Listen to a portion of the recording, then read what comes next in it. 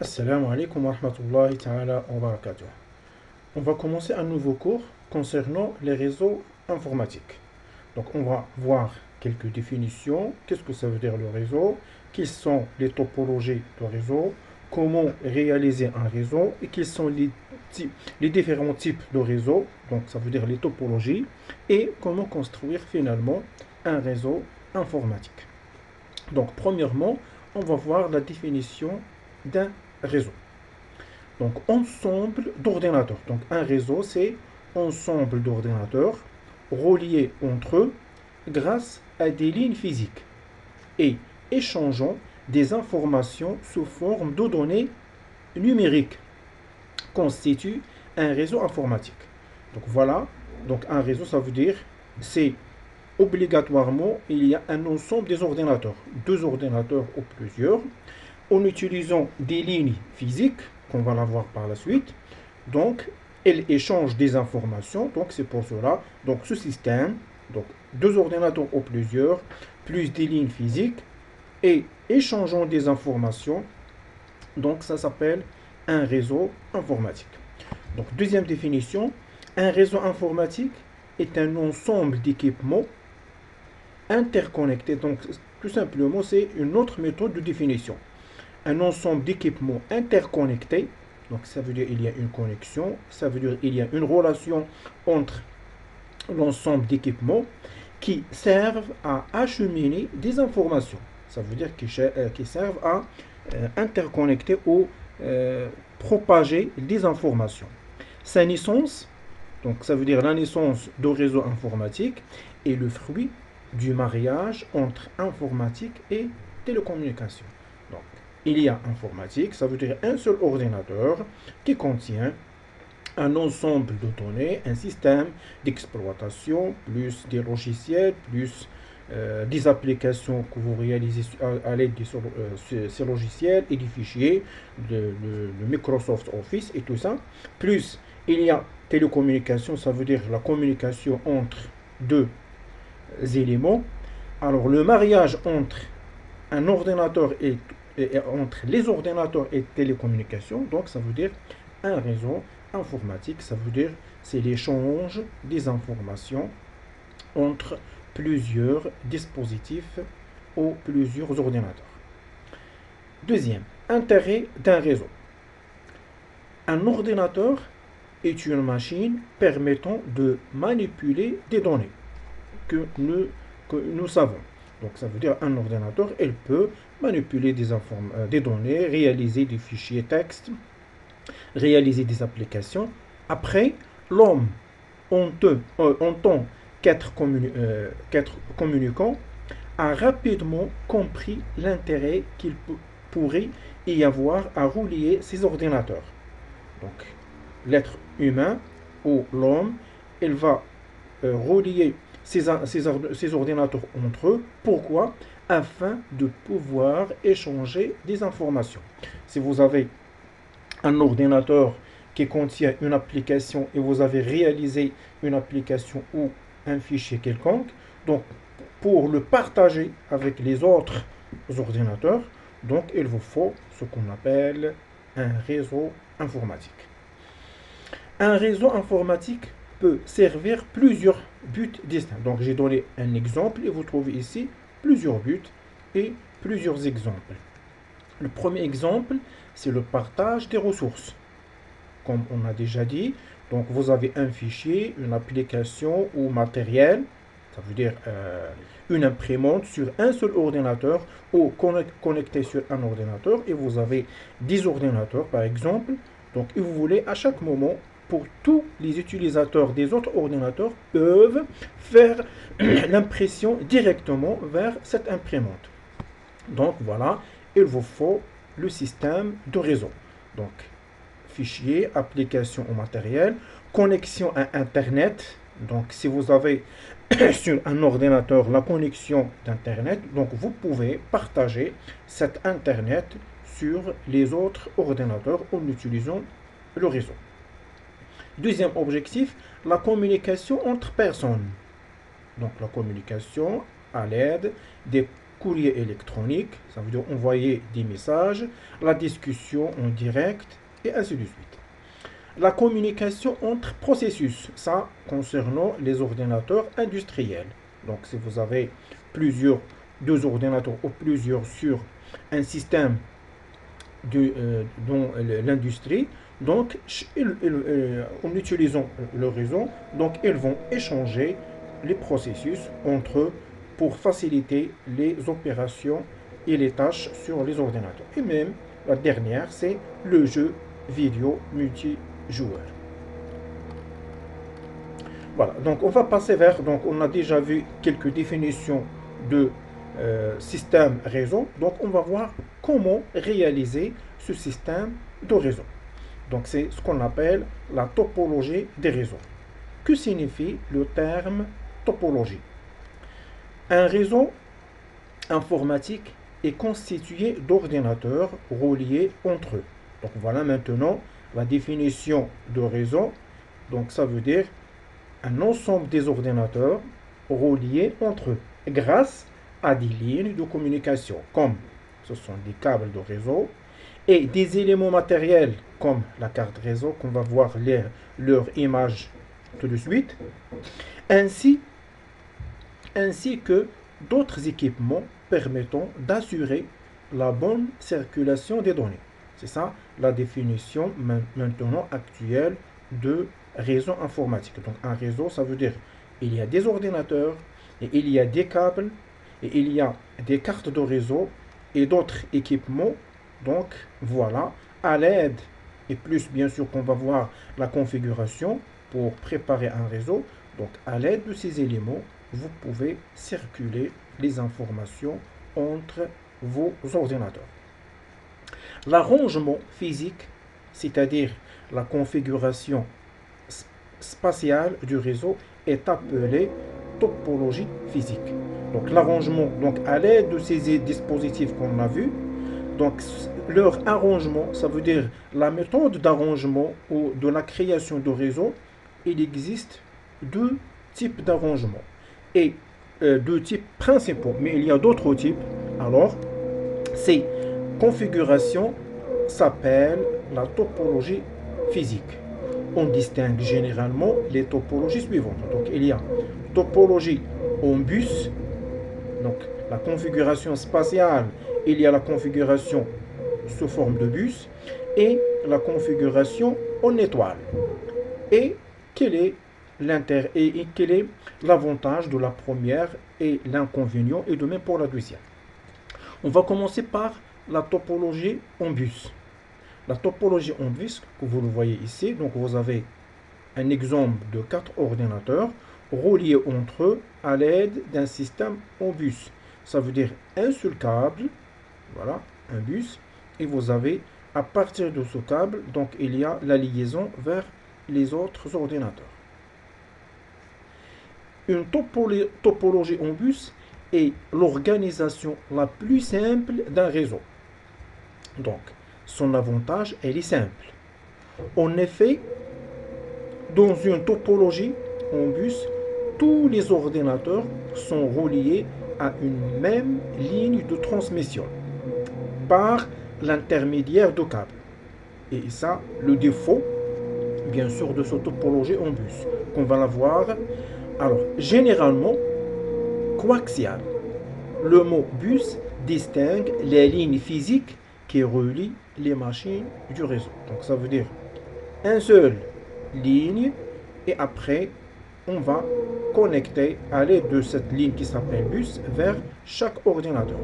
Donc, il y a deux opérations ou deux éléments. Il y a l'avantage, il est très simple, mais on va voir que cette méthode, elle est un peu, n'est pas pratique pour la création de réseau, et on va voir par la suite ça. Cette topologie a pour avantage, voilà, d'être facile à mettre en œuvre. Donc ça veut dire pour la préparer, c'est très simple à préparer cette méthode, et de posséder un fonctionnement simple. En revanche, elle est extrêmement vulnérable. Vulnérable, ça veut dire défectueuse. Ça veut dire en arabe mu'aba. Donc il y a des problèmes pour la création. Ou si, par exemple, si cet ordinateur elle tombe, tombe bien sûr en panne, donc ça veut dire tous les ordinateurs ou l'horizon ne fonctionne pas entre les autres ordinateurs. Vous avez 4 ordinateurs, le premier tombe en panne, ça veut dire ne fonctionne pas correctement, donc le réseau est défectueux, ça veut dire vous ne pouvez pas utiliser le réseau ou la communication entre le deuxième et troisième et le deuxième et le quatrième. Donc c'est ça le problème. Donc voilà.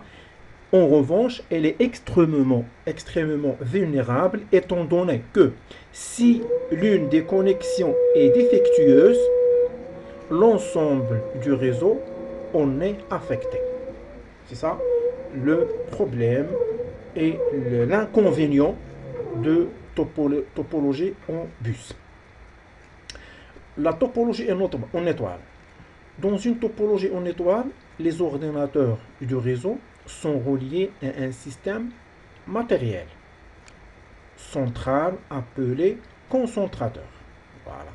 Donc voilà, un concentrateur, hub. Donc parfois il y a des hubs, il y a des retours, il y a des switches. Donc on va voir les définitions et l'objectif de chaque élément après. Dans une topologie étoile, donc étoile, ça veut dire il y a un concentrateur et à partir de chaque concentrateur, il y a un fil entre concentrateur et l'ordinateur. Et vous voyez ici, par exemple, si ce deuxième, donc si vous comptez à partir d'ici le troisième, donc le premier, le deuxième, le troisième, c'est la connexion où cet ordinateur tombe en panne, donc elle reste les autres ordinateurs en fonctionnement. Voilà, on va lire les phrases. Dans une topologie en étoile, les ordinateurs du réseau sont reliés à un système matériel central appelé concentrateur, en anglais hub, littéralement moyen de roue.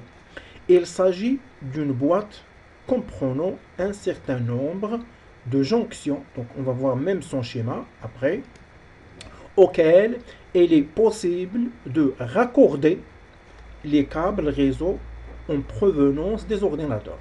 Donc raccorder, ça veut dire lier ce câble vers le hub et vers la carte réseau de l'ordinateur. Et même chose entre le hub et la carte réseau, et ainsi de suite.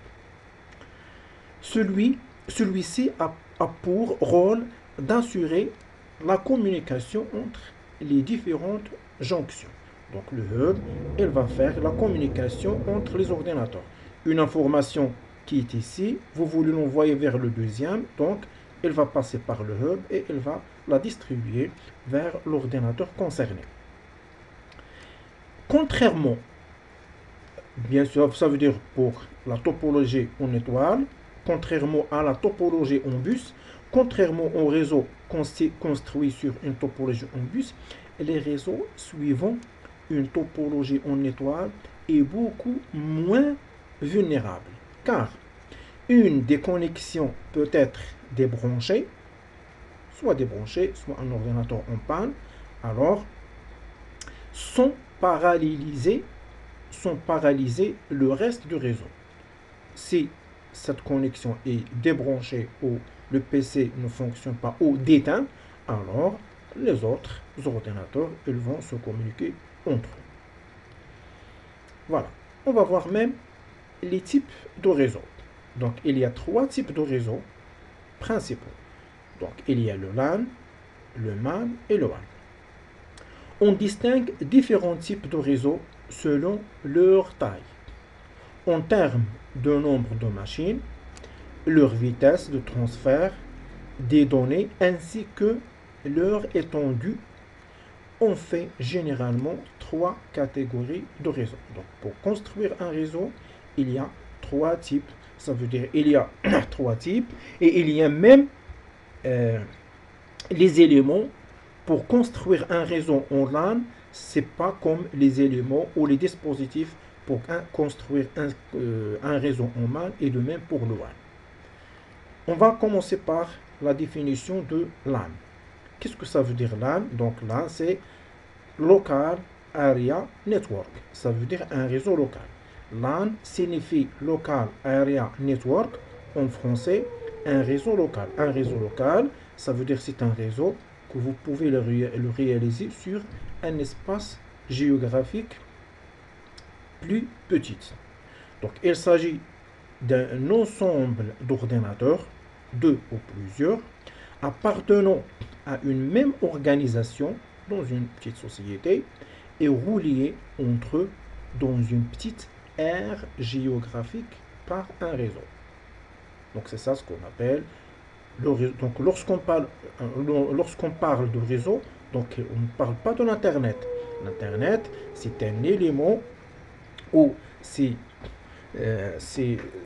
sont de connexions que vous pouvez le partager à l'aide de réseau. Donc maintenant, on parle que de réseau. Donc pour construire un réseau local, donc, ou ce qu'on appelle le LAN, donc ce LAN se réalise sur un petit espace géographique dans une entreprise qui contient deux ordinateurs ou une trentaine des ordinateurs ou plusieurs, mais l'essentiel, ils doivent être sur un espace géographique qui n'est pas grand.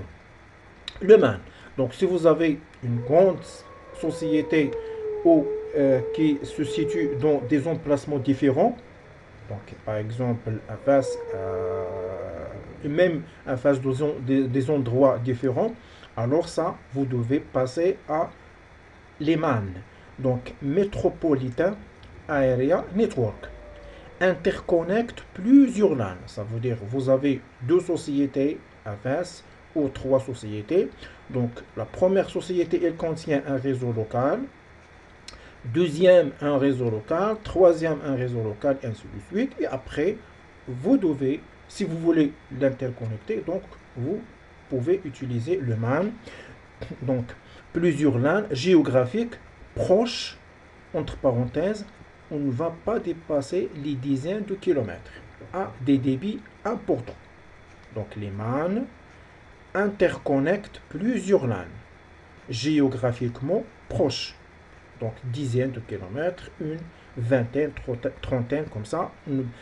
Lorsqu'on dépasse une seuil, donc on ne peut pas, bien sûr, faire la communication entre les réseaux locaux. Donc, si vous avez un réseau local dans un endroit et un deuxième réseau local, donc s'il y a une distance qui est très lente, donc le MAN, vous ne pouvez pas faire la communication entre ces deux réseaux.